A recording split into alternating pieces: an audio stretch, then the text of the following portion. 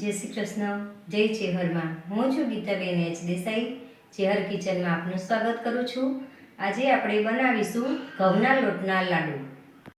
જો તમે જોઈ શકો છો, આપણે ઘઉંના લોટના લાડુ બનાવવા માટે આપણે અહીંયા ઘઉંનો ભેળેલો લોટ લેવાનો છે। આવી રીતે આપણે કકરો ભેળેલો લોટ લીધો છે, 500 ગ્રામ છે વજનમાં। અહીંયા આપણે 300 ગ્રામ જેટલો ગોળ લીધો છે, 300 ગ્રામ જેટલું આપણે અહીંયા ઘી લીધું છે। અહીંયા કાજુ, બદામ, દ્રાક્ષ અને આપણે ખસખસ લીધું છે અને પાણી આપણે ગરમ કરીને આને લોટ બાંધી લેશું। સૌથી પહેલાં આપણે આ લોટને ચાળી લેશું।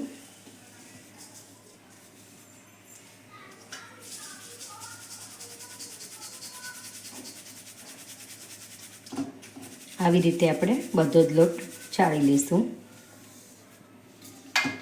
જો આપણે અહીંયા બધો જ લોટ ચાળી લીધો છે।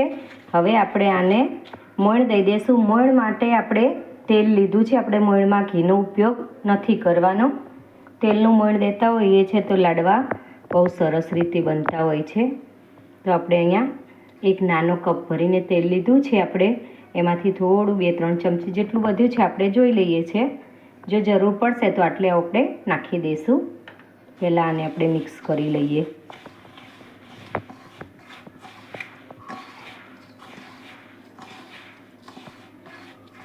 લાડવામાં મોણનું પ્રમાણ થોડું વધારે હોય તો લાડવા બહુ સરસ રીતે બનતા હોય છે। આટલું મોણ આપણે અહીંયા બરાબર છે।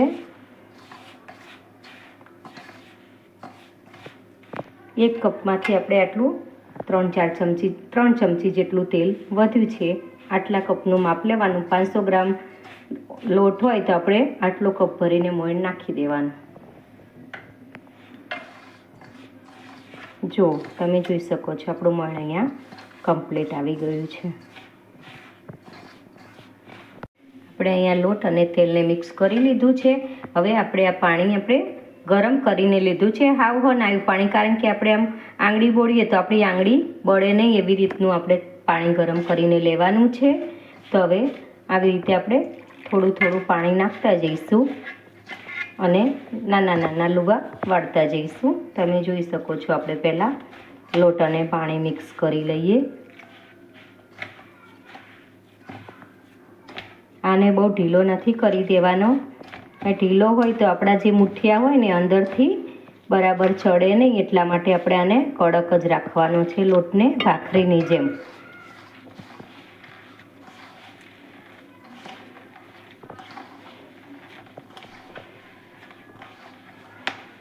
આવી રીતે આપણે બધો જ લોટ મિક્સ કરી લઈએ। જો આપણે અહીંયા પાણીની જોડે બધો જ લોટ મિક્સ કરી લીધો છે। આવી રીતનો આપણે લોટ રાખવાનો છે। એકદમ બાંધીને ભેગો નથી કરી દેવાનો, કારણ કે આની અંદર થોડું પાણીની જરૂર પડે તો આપણે નાખતા રહીશું। આપણે અત્યારે તો બધું પાણી નાખીને મિક્સ તો કરી જ લીધો છે, પણ કદાચ કે જેવું બની જાય કે જરૂર છે તો આપણે થોડું પાણી નાખીશું અને આવી રીતે આપણે મુઠિયા વાળી લેવાના છે। આવી રીતે મુઠ્ઠીની અંદર જેટલું મુઠ્ઠીમાં એવડું મુઠ્ઠીયું આપણે બનાવી દેવાનું છે।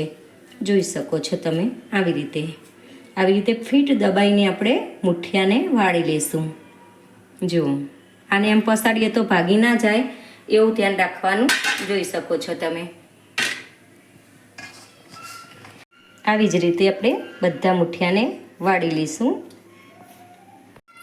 જો આપણે બધા જ મુઠિયાને અહીંયા વાળી લીધા છે। આપણે અહીંયા 250-300 ગ્રામ જેટલું પાણી લીધું હતું, એમાંથી આપણે 150 ગ્રામ પાણીનો ઉપયોગ અહીંયા થયો છે। 500 ગ્રામ લોટની અંદર આપણે 150 ગ્રામ જેટલું પાણી ગયું છે લોટ બાંધવામાં। એટલે આપણે આવી રીતે બધા જ મુઠિયાને વાળી લીધા છે। હવે આપણે આ મુઠિયાને તળી લેશું। જો તમે જોઈ શકો છો, આપણે તેલ અહીંયા મુઠિયા વાળ્યા ત્યાં સુધી ગરમ થવા મૂકી દીધું હતું। હવે આપણું તેલ અહીંયા ગરમ થઈ ગયું છે। જો આપણે આ મુઠિયાને ઘીની અંદર તળવા હોય તો પણ તળી શકાય છે, પણ અમે ઘીનો ઉપયોગ બહુ ઓછો કરીએ છીએ, એટલે અમે અહીંયા તેલમાં તળીશું। જો તમારા ઘરે ઘી વધારે ખાતા હોય ને ઘીમાં તળવા હોય તો તમે તળી શકો। હવે આપણે મુઠિયા તળી લઈશું। આવી રીતે જેટલા મુઠિયામાં એટલા આપણે આમાં મૂકી દેવાના છે। ખાસ ધ્યાન રાખવાનું, તેલ આમાં મૂકતી વખતે વધારે પડતું ઉડતું હોય છે। જો આપણા મુઠિયા અહીંયા આટલામાં આવ્યા છે, આપણે આટલા મૂકી દીધા. આપણે આવી રીતે ધીમે ધીમે એને પલટાવતું રહેવાનું છે. જો આપણે પલટાવશું નહીં તો એક સાઈડમાં ચડી જશે ને એક સાઈડમાં કાચું રહી જશે. એટલે આપણે આને જ્યાં સુધી ચડી રહે ત્યાં સુધી પલટાવતું રહેવાનું છે અને સ્લો ગેસે તળવાનું છે. આવી રીતે આને પલટાવતા રહીશું આપણે. જો તમે જોઈ શકો છો આપણા મુઠિયા અહીંયા સરસ રીતે તળાઈ ગયા છે. હવે આપણે આને લઈ લઈશું. તમે જોઈ શકો છો આપણા મુઠિયાને બધી જ બાજુ એક સરખો કલર આવ્યો છે. તમે જોઈ શકો છો આવી રીતે આપણે મુઠિયા તળવાના છે. આ મુઠિયું તળાય એટલે આપણા લાડુનો જે લાડુ આપણે ખાઈએ તો આપણને જે કાચા જેવું લાગે છે, કાચા જેવું લાગે નહીં અને અડધો ભાગ ચડી જાય ને અડધો કાચો રહે તો પછી આપણા લાડુનો ટેસ્ટ આપણને કાચો આવતો હોય છે. એટલે તમે જોઈ શકો છો બધી જ સાઈડ આવો બ્રાઉન કલર જેવું થવા દેવાનું. હવે આપણે આને લઈ લઈએ.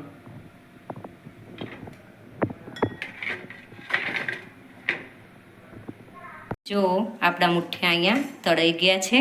હવે આપણે આને ખાણીની અંદર ખાંડવાના છે. આને જો ખાણીની અંદર ના ખાંડીએ તો આપણે મિક્સર જારની અંદર પણ આનો ભૂકો કરી શકીએ છીએ. પણ એ ભૂકો આપણે લોટ જેવો થઈ જતો હોય છે એટલે લાડવો છે ને ચીકણો લાગતો હોય છે. આને આપણે ખાણીની અંદર ખાંડીને લાડવો બનાવીશું. જો આપણે આ મુઠિયાને આવી રીતે ખાણીની અંદર ભાંગી લેવાના છે. થોડા ગરમ ગરમ હોય એટલે આપણે આને ભાંગી લેવાના, ફટાફટ ભગાઈ જતા હોય છે. આવી રીતે અને પછી આવી રીતે આપણે આ ચાયણી હોય છે, મોટા હોલવાળી ચાયણી હોય છે, એની અંદર આપણે આને ચાળી લેશું.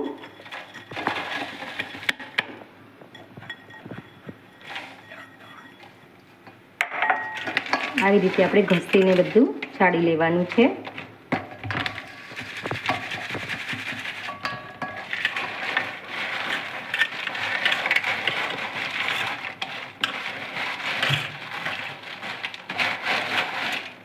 આ રહી જાય એને આપણે ફરીથી ખાણીની અંદર ટીચી લઈશું.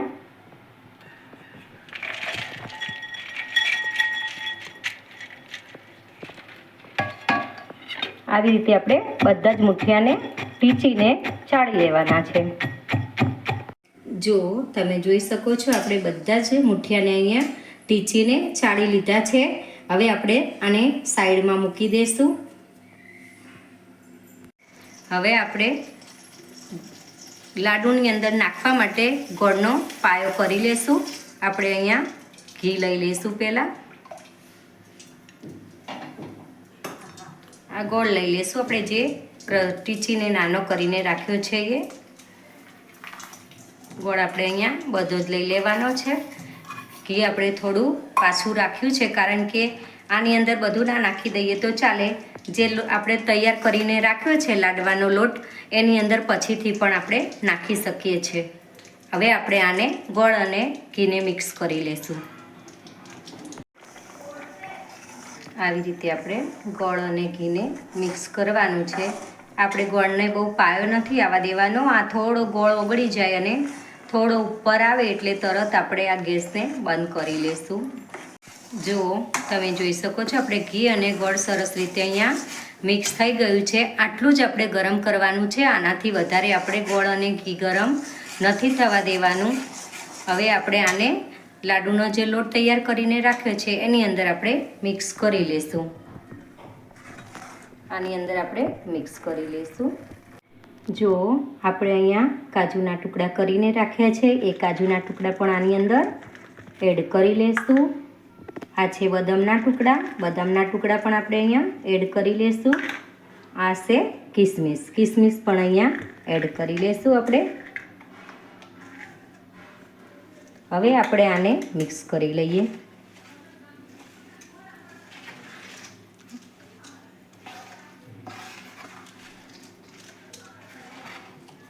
આ લાડુ આપણે એકદમ દેશી સ્ટાઇલથી બનાવ્યા છે ગોળની અંદર. આ લાડુ આપણે ખાંડમાં બનાવવા હોય તો પણ ખાંડની અંદર પણ બની શકે છે. ગોળ અને ખાંડ આપણે મિક્સ કરીને લેવું હોય તો પણ લઈ શકીએ છીએ. અમે અહીંયા એકલા ગોળનો ઉપયોગ કર્યો છે. આવી જ રીતે આપણે મિક્સ કરી લેવાનું છે બધું. અને થોડું ઠંડુ પડે એટલે આપણે આના લાડુ વાળી લઈશું. જો આ આપણું બધું જ લોટ અને ઘી ગોળ બધું મિક્સ થઈ ગયું છે. આને આપણે 5-1 મિનિટ રહેવા દઈશું. જો આપણે બધી જ વસ્તુને અહીંયા આપણે મિક્સ કરીને રાખી હતી ઠંડુ થવા માટે. એને 5 મિનિટ જેવું થઈ ગયું છે. હવે થોડું ઠંડુ થઈ ગયું છે. હવે આપણે આના લાડુ વાળી લઈશું.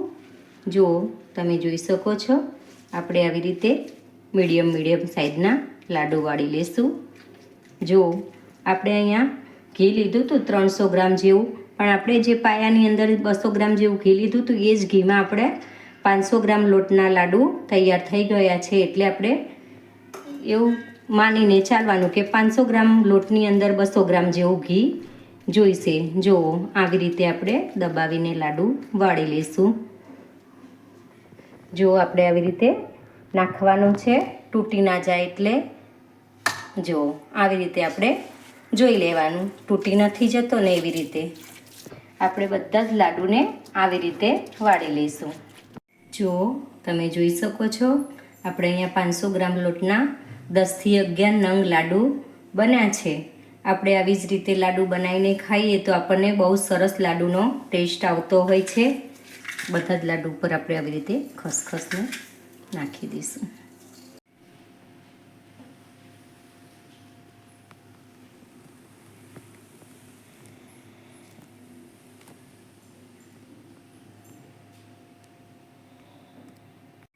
જો તમને મારી રેસીપી પસંદ આવી હોય તો મારી ચેનલ ચેહર કિચનને લાઈક કરો, શેર કરો અને સબસ્ક્રાઈબ કરો.